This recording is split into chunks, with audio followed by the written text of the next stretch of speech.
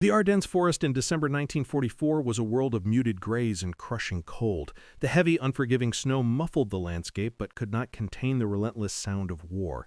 For Private First Class Stanley Stan P. Wojtusik, a 20-year-old combat medic, the biggest battle was not against the German panzers but against the sheer, paralyzing cold. Stan, a slight, unassuming Polish-American kid from Trenton, New Jersey, was attached to Company C, 501st Parachute Infantry Regiment of the legendary 101st Airborne Division, the Screaming Eagles, and was now caught in the epicenter of the largest and bloodiest battle fought by the U.S. Army in World War II, the Battle of the Bulge. The temperature had plummeted to well below zero, an insidious enemy that numbed the fingers and dulled the mind. Stan's main duty often felt like a fight against the environment, constantly changing damp socks, massaging frozen feet, and applying warm bandages to men struggling with trench foot, a debilitating condition that threatened to rot the feet off the bone. His sector was a frozen, exposed perimeter north of Bastogne, likely positioned near the critical crossroads leading to the villages of Foy and Neuville, where the fighting was a brutal, close-quarter slugfest. The geography of despair and the anatomy of a barrage. The American defenses were dangerously thin, stretched across an icy perimeter. The foxholes were not comfortable trenches. They were shallow, icy pits barely deep enough to offer head protection. Stan, like all medics, carried only a .45 pistol for self-defense, relying on the Geneva Convention, a shaky promise in this hell, to protect the canvas medical satchel marked conspicuously with a red cross.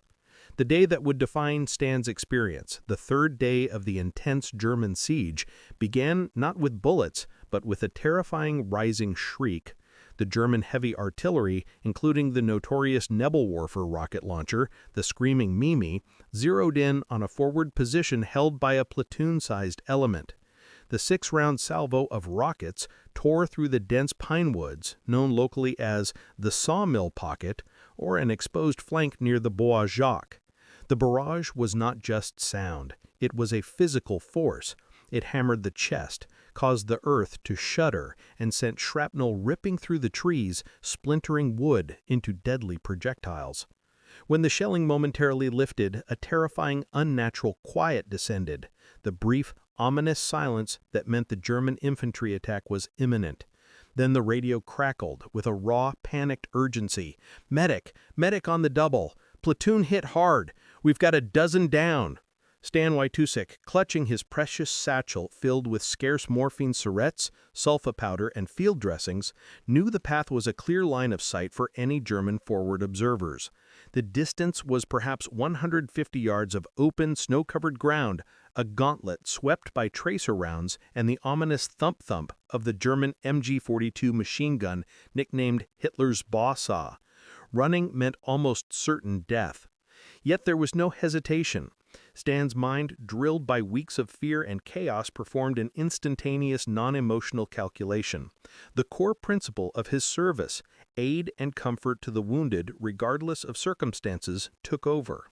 He dropped to his belly, traversing the open ground in freezing, desperate bounds, using shallow ruts and the occasional fallen log for cover. He reached the shattered foxhole complex. The scene was appalling. Limbs were shattered. Blood stained the pristine snow a deep, sickening crimson, and the metallic tang of explosives hung heavy in the frigid air. The smell of burnt cordite mixed with the visceral scent of opened wounds. Stan spent the next 4 uninterrupted hours in that kill zone. The Germans renewed their assault, their infantry advancing behind tank support. The American perimeter troops were now fighting hand to hand, pouring fire back and desperately calling for air support that the weather refused to grant. Stan, crawling from man to man, administered care based on the brutal calculus of mass casualty event management.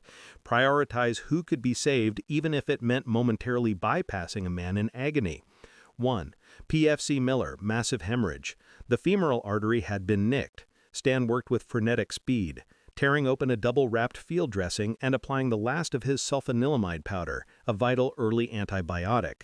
He packed the wound to staunch the arterial pump, then tied a tight, decisive tourniquet high on the thigh. He marked Miller's forehead with a cross from a charcoal stick, signaling a morphine dose had been given. Sergeant Harper, sucking chest wound. This required immediate intervention. Harper was gasping, his lung collapsing. Stan immediately tore open an iodine-soaked gauze pack, covered the open, bubbling wound, and taped 3 sides down to the chest. This created a flutter valve, stabilizing the pneumothorax. Harper's breathing steadied marginally. Private Kowalski, compound fractures. Kowalski was in shock and screaming, a beacon for enemy fire. Stan administered his second-to-last morphine syringe to calm the shock and pain, then quickly fashioned rigid splints using wooden dowels from a discarded ration box and strips of his own torn undershirt. Stan moved relentlessly. He dressed a gaping head wound on Corporal Johnson, applied compression to severe burns, and treated men who had succumbed to paralyzing shell shock, whispering words of calm reassurance. It was during this unimaginable chaos that the silence arrived. It was not an absence of sound. It was an internal, spiritual quiet, a profound psychological state of absolute hyperfocus. All fear, all doubt, all thought of self-preservation vanished. The external world, the MG-42 chatter, the booms of the 88mm anti-aircraft gun being used for ground attack, the screams of the wounded became a distant muffled roar, like listening to a violent storm from under a thick blanket. Stan's reality shrunk to the 1 foot of space around his hands. He didn't see the muzzle flashes, he saw a shattered bone that needed setting. He didn't hear the explosions. He heard the shallow, gasping breath of a man slipping into shock. He moved through the bullets, and the bullets seemed to move around him. He was no longer Stan Wojtusik, the frightened kid from Trenton. He was a machine programmed for the preservation of life. The most agonizing moment came when he ran out of morphine. For the last 3 men, all suffering grievous wounds, he had nothing left but his word, a sip of water from his canteen, and the promise of immediate evacuation. He had to look into their eyes and tell them he could not dull their pain. It was a moment of moral courage equal to facing a tank. As the German counterattack stalled just before dusk, pushed back by fierce American rifle fire, Stan finally had his window. He had successfully treated and stabilized 12 seriously wounded men. He had used every piece of gauze, every strip of tape, and every syringe he carried. He organized 4 able-bodied riflemen to help. They created improvised sleds using canvas shelter halves pulled over broken tree branches. For the next hour, they dragged the 12 men 1 long agonizing mile back toward the nearest collecting point. Stan walked the entire journey backwards, facing the German line, refusing to expose the wounded men to any more fire than absolutely necessary. The drag through the deep snow was a marathon of exhaustion and pain.